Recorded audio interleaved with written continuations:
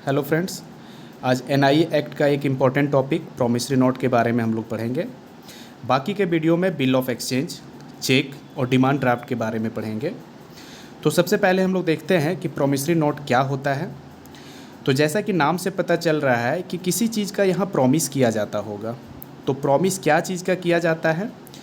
तो पैसे को देने का प्रॉमिस किया जाता है। प्रॉमिसरी नोट में पैसे को देने का प्रॉमिस किया जाता है।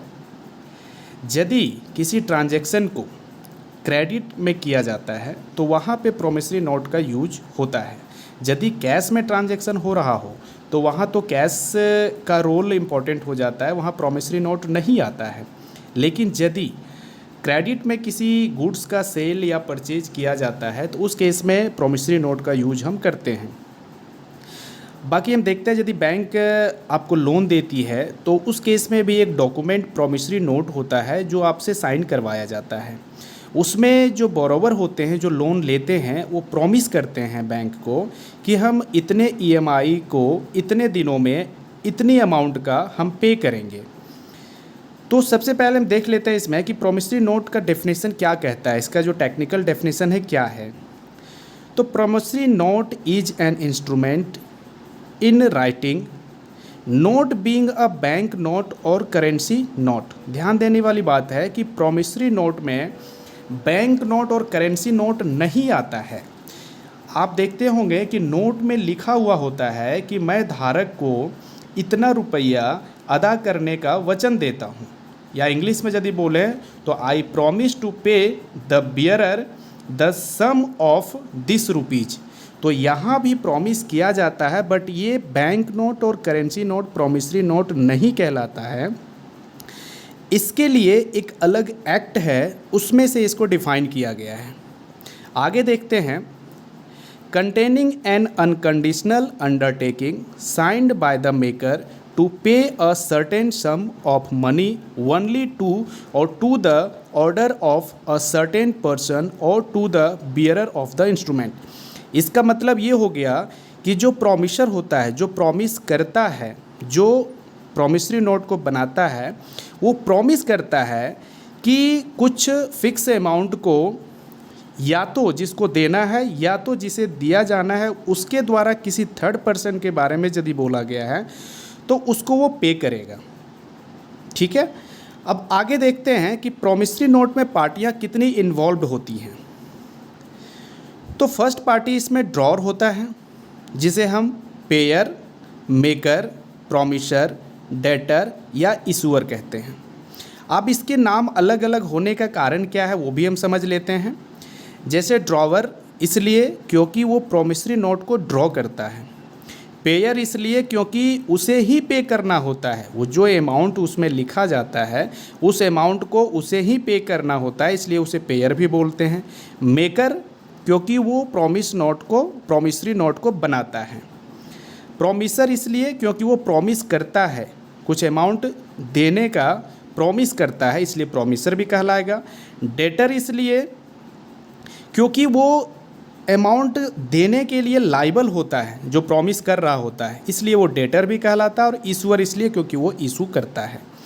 Second party drawee. ड्रॉवर कौन हो गया? जो प्रॉमिसरी नोट को बना रहा होता है। ड्रॉवी जिसके लिए प्रॉमिसरी नोट बना, जिसको देने के लिए प्रॉमिसरी नोट बनाया जाता है, जिसको प्रॉमिस करता है कि इतने अमाउंट हम देंगे, तो वो जिस पार्टी को किया जाता है वो ड्रॉवी कहलाता है। उसे पेई भी कहेंगे, क्रेडिटर भी कहेंगे और प्रॉमिसी भी कहेंगे। जस्ट यदि आपने ये लाइन समझ ली है तो ये लाइन भी आप समझ चुके होंगे। इसमें एक पार्टी आ सकती है, ज़रूरी नहीं है, जिसे हम इंडोर्सर या इंडोर्सी भी कहेंगे। कब आती है ये पार्टी? मान लीजिए कि ड्रॉर ने जो प्रॉमिसरी नोट को इशू किया और ड्रॉवी को दिया, ये ड्रॉई के पास पैसे नहीं है और इसका भी क्रेडिटर कोई है जिसे पैसे देने हैं, तो वो पैसे न दे करके इस प्रॉमिसरी नोट को उसे वो दे सकता है। और वो देगा कैसे? उस पे साइन करेगा, उसके नाम लिखेगा, तो उस तरह से उसे हैंड ओवर करने के बाद वो इंडोर्स हो जाएगा, जिसे हम जो दे रहा है उसे इंडोर्सर और जिसको दिया जाएगा उसे इंडोर्सी कहेंगे। आगे देखते हैं कि प्रॉमिसरी नोट कितने टाइप के होते हैं। तो प्रॉमिसरी नोट दो टाइप के होते हैं। पहला है डिमांड प्रॉमिसरी नोट और दूसरा यूजांस प्रॉमिसरी नोट।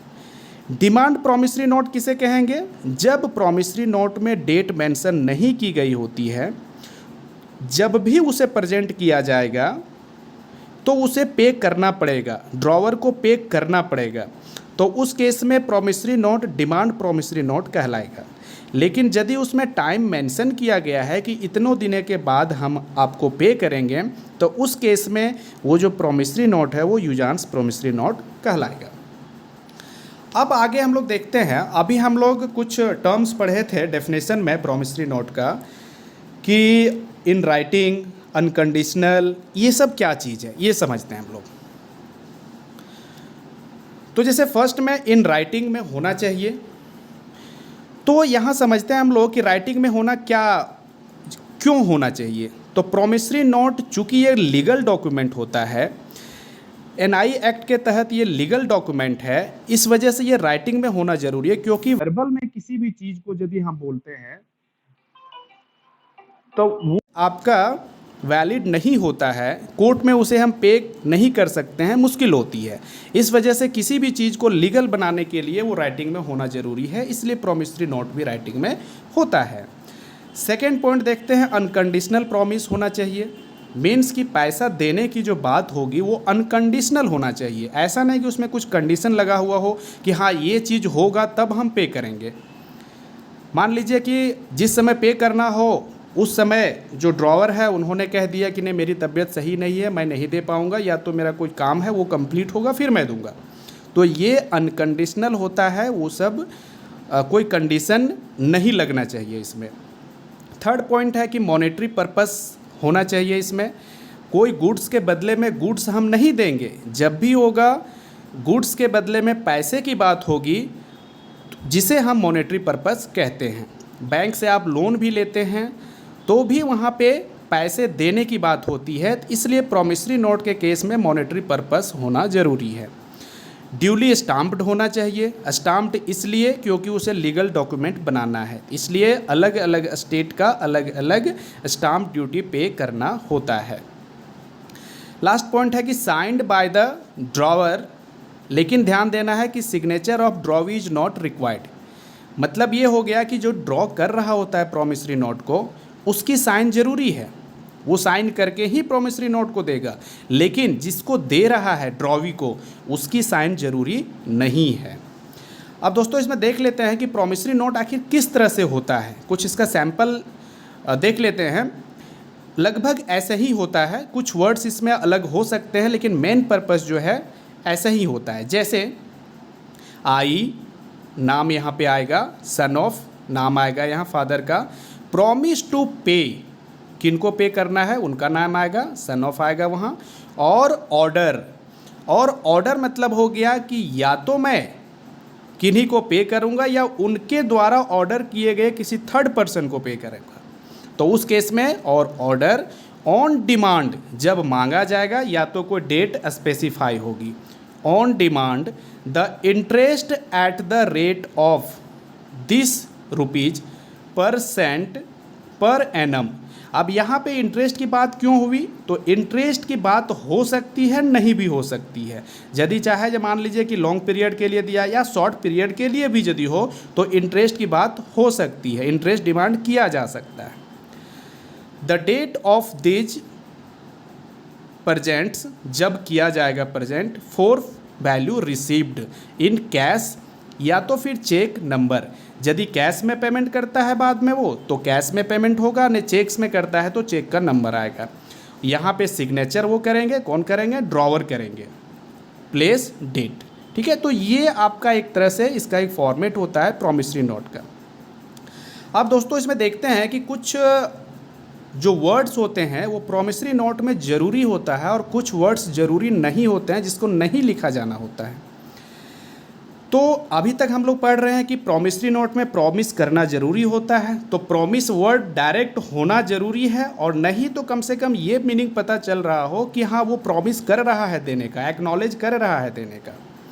तो जैसे फर्स्ट लाइन में लिखी हुई है कि I promise to pay B मतलब बी को हम देने की प्रॉमिस करते हैं और ऑर्डर मतलब या तो उसके ऑर्डर पर किसी थर्ड पर्सन को फॉर ₹1000, तो ये प्रॉमिसरी नोट की लाइन हो सकती है। सेकेंड लाइन में है कि I acknowledge myself to be indebted to be in ₹1000 to be paid on demand for value receive. यहाँ भी एक्नॉलेज कर रहा है, ये बोल रहा है कि मैं एक्नॉलेज कर रहा हूँ, मैं प्रॉमिस कर रहा हूँ कि मैं आपका कर्जदार हूँ और मैं इतने रुपया आपको पे करूँगा, तो ये भी प्रॉमिसरी नोट की लाइन हो सकती है। थर्ड लाइन में क्या लिखा हुआ है कि mister B I O U ₹1000। I O U मतलब हो गया कि आई ओ यू मतलब मैं आपका कर्जदार हूँ। अब यहाँ बताइए कि सिर्फ बोल रहा है कि मैं कर्जदार हूँ, लेकिन ये पे करने की बात नहीं कर रहा है, तो इस वजह से ये प्रॉमिसरी नोट की लाइन नहीं हो सकती है। नेक्स्ट हम लोग देखते हैं क्या है कि I promise to pay B ₹1000 on his marriage. अब यहाँ कंडीशन डाल दिया कि जब उसकी शादी होगी तब हम उसे पेमेंट करेंगे, तो ये कंडीशन आ गया, तो कंडीशन वाला नहीं हो सकता है प्रॉमिसरी नोट। फिफ्थ पॉइंट में है कि I promise to pay ₹1000 and all other sum which shall be due. Means हो गया कि 1000 पे करेंगे एंड और भी दूसरा कोई ऐसा है जिसे पे करना हो तो भी। तो यहाँ पे और है, और क्या है इसका कोई निश्चित नहीं है, इस वजह से ये प्रॉमिसरी नोट नहीं हो सकता है। सिक्स्थ पॉइंट में है कि I promise to pay B ₹1000 first deducting there out any money which he may owe me. Means हो गया कि जिसे पे करना है उसके पास पहले से उनका कितना कर्ज है उसको काट करके वो पे करेगा। मीन्स यहाँ भी कंडीशन आ गया, इस केस में भी ये प्रॉमिसरी नोट नहीं हो सकता है। तो दोस्तों प्रॉमिसरी नोट के बारे में जो मैंने बताया, मुझे उम्मीद है कि सब चीज़ आपको समझ आया होगा। यदि आपको कहीं कोई प्रॉब्लम है दोबारा आप वीडियो देख सकते हैं, आपको कंप्लीट समझ आएगा। और यदि आपको लगता है कि नहीं ये इन्फॉर्मेटिव वीडियो रहा आपके लिए और भी आगे इस तरह से वीडियो आप चाहते हैं किसी भी पॉइंट पे, बैंकिंग या फिनेंशियल टर्म्स में से किसी भी पॉइंट पे यदि आप वीडियो चाहते हैं, तो आप कृपया करके मुझे कमेंट कीजिए और चैनल को लाइक कीजिए, शेयर कीजिए, ताकि मैं अगली बार फिर से आपके लिए एक अच्छा वीडियो लेकर के आ सकता हूँ। धन्यवाद।